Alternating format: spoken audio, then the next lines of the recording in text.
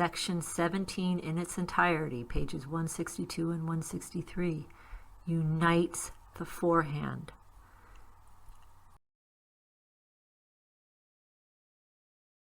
The sensation that the opening rein delivers to the horse is a feeling of one side of a snaffle bit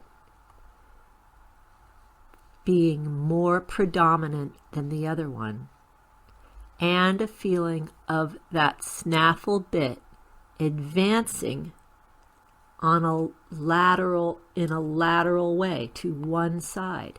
So he feels one side of his bit alone, and he feels that bit moving towards one side. Today, we're going to study section 17.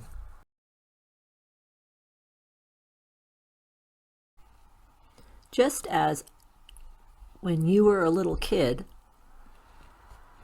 by the time you had the class on how to spell the word cat, you already knew what a cat was. You knew the difference between a drawing of a cat and a real cat. You already knew the alphabet, and you were probably already starting to sound out letters.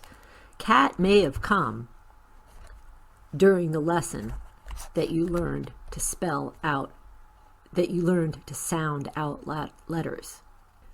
Now, all writing is the same way of learning and teaching and doing, except that instead of letters, we have the natural aids, which is a language of sensations.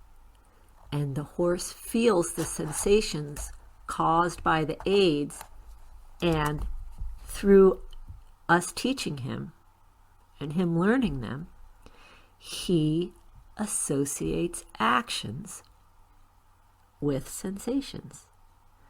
It is the association of actions with sensations. Our aids are meant to deliver information to him via sensation. The sensation that the opening rein delivers to the horse is a feeling of one side of a snaffle bit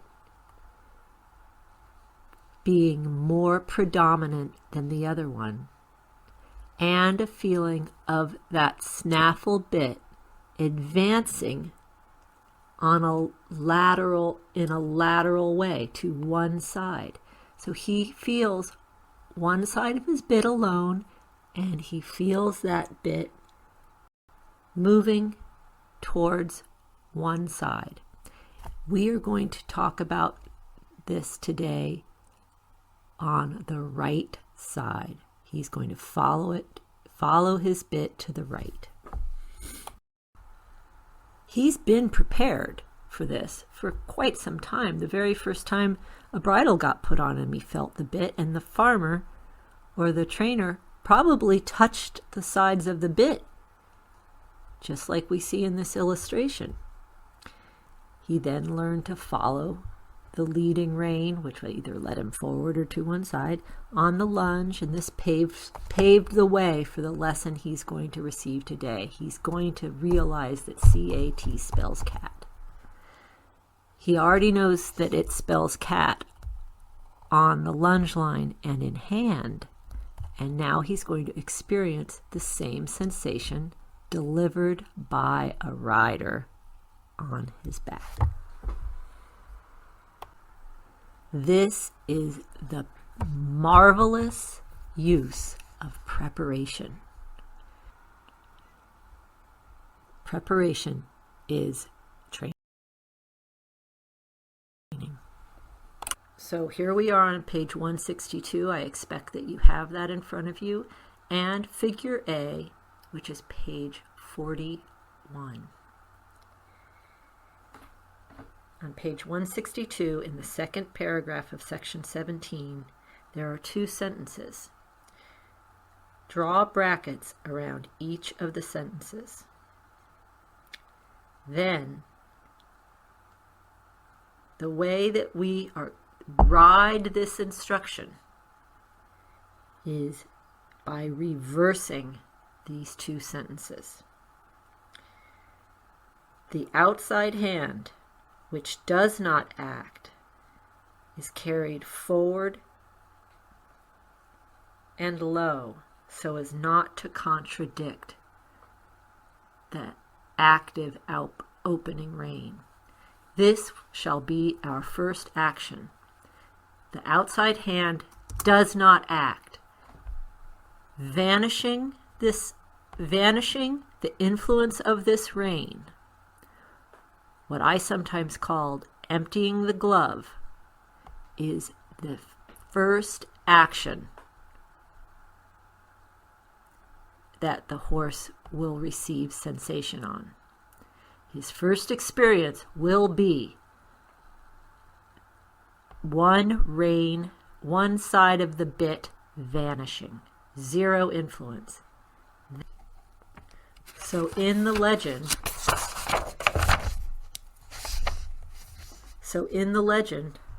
on page 41, figure A, reverse the first two instructions. Hand goes passive. The outside hand, which does not act, is the first sensation he received, and the opening inside hand is the second sensation he receives. Reverse those two instructions on your legend in ink. This is a permanent change in the instructions. Then, to turn to the right, the rider opens the right rein gently, carrying the hand forward and to the right. Forward and to the right is the action. Gently forward and to the right. Practice this as you sit here listening this. This is like your hand moving forward and making a gentle right angle in space. You can imagine what this will do to the bit. Now the bit, therefore, is gently moving at a right angle in space, and the horse will follow the bit. The bit does not take his head around. It does not pull his head around. Your horse has already been taught to follow the bit. So little by little, if my hand is leading the bit, is advancing the bit to one side and the horse follows it, if my hand remains in this leading opening position, the horse will continue following it around, and you can see that this would form an arc. When the hand returns to home, to the horse's wither, the hand returns to home, his following ends. The bit is not leading anymore, so he will no longer follow it. That is what must be taught to the horse.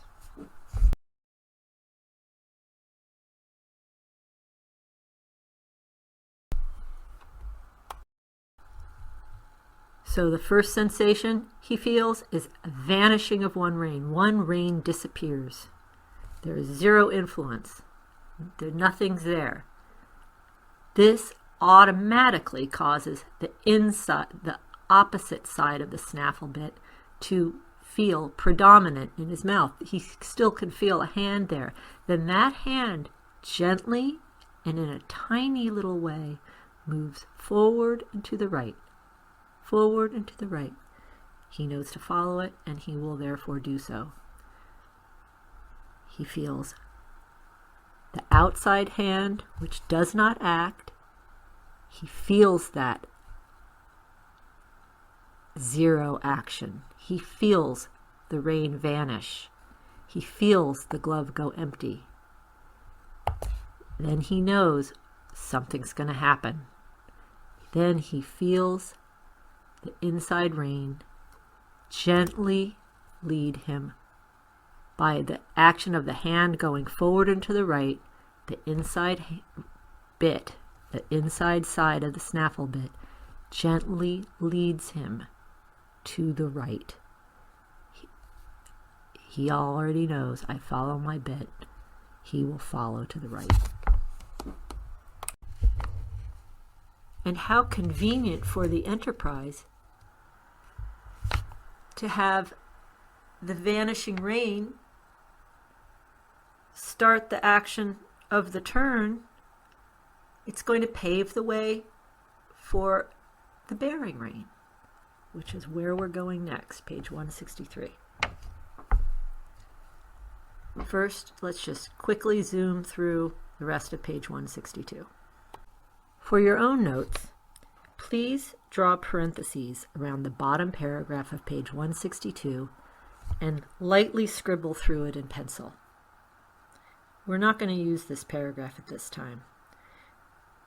And quickly, let's go through paragraph 3, which really should be at the top. It reiterates something that we were told in section 27.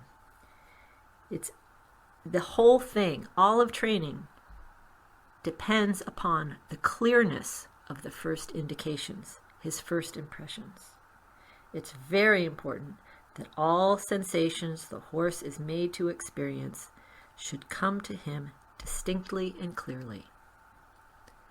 So be very clear with your instigating, vanishing outer hand, and very distinct with your causing forward and to the right opening rein hand.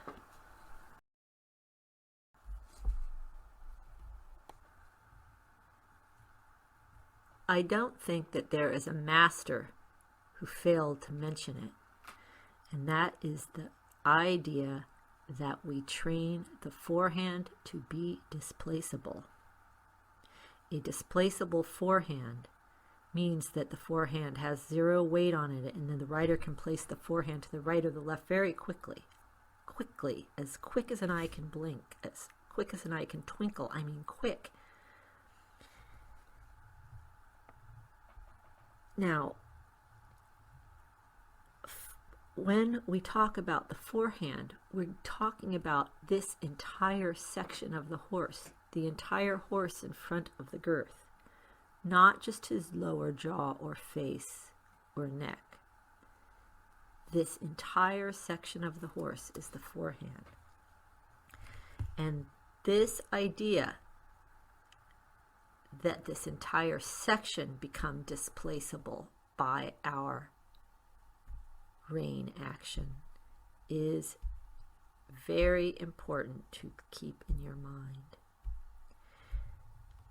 Now, if I use the opening rein on its own, this will tend to move the neck off the center line of the horse's spine and disunite his forehand. That is, his head and face are going to go onto a separate plane than the rest of him. So for a day or two, the first day or two that he's learning the opening rein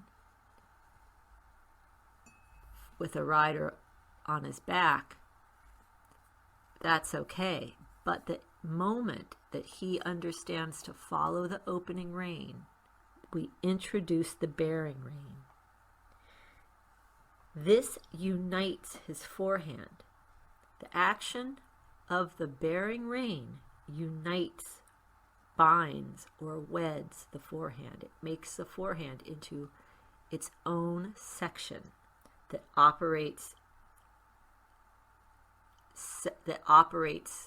together, not the one part of the neck doing something while the other shoulder doesn't follow. In short, the horse is taught to move away from the bearing rein as ardently as he follows the inner one. He knows to move away from the bearing rein, the outer rein, as ardently as he follows his inner rein. When he follows the inner rein ardently with his outer shoulder, the forehand is united. When the forehand is united, the left shoulder with her foreleg and the right shoulder with her foreleg, and therefore the neck, operate united together, with neither shoulder with her foreleg bulging or sticking on the ground. If a horse bulges or pops his shoulder, it means his forehand was not united, and it is a sign of either greenness in the horse or careless riding.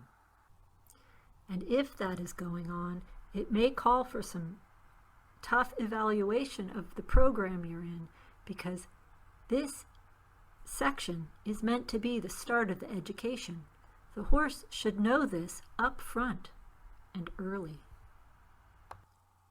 And Western people do have this idea down better than English riding people in the United States.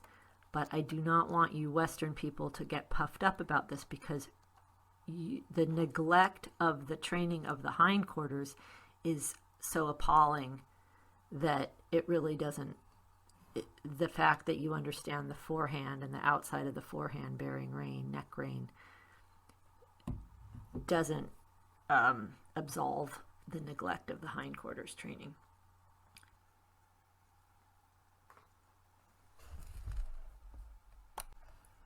So this uniting of the forehand under saddle is the start of the horse's education. And as I've said, I do not want you to become obsessed with it and neglect the hindquarters. For that reason, our next study is on sections 34 and 35, which is regarding engagement and mobility of the hindquarters, which is best started and maintained by training one-sided engagement via the about on the forehand, or sometimes known as the turn on the forehand. Most of you have learned that as a leg yield instead of an engaging event. For our purposes,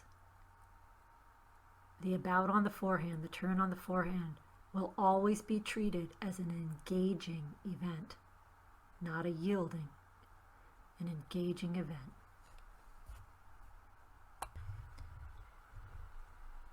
If you want to prepare for our next study, read sections 34 and 35, especially 34. Dwell in 34.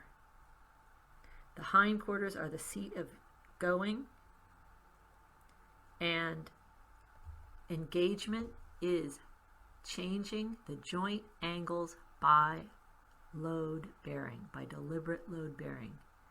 Our deliberate adjusting the load upon the uppermost joints of the hindquarters is the means of transmission and managing the mobility of the hindquarters. It is the most important thing we will ever learn to do in riding. See you next time. This is the start of the horse's education. The forehand is going to become united and displaceable by the coaction of the opening and bearing rein. We need to see this in the very start of the education, discernible and rideable in a horse starting a 4-year-old, and also in any horse that we might try to call finished. We must see this evident in a starting horse and a finished horse. So the horse's shorthand, what he knows about his bit is he knows I follow my bit. And I want you guys to remember this bit. Imagine the bit as it really is, it is in space. It is sitting in his mouth, but the way that the horse feels the bit is as if the bit is in space.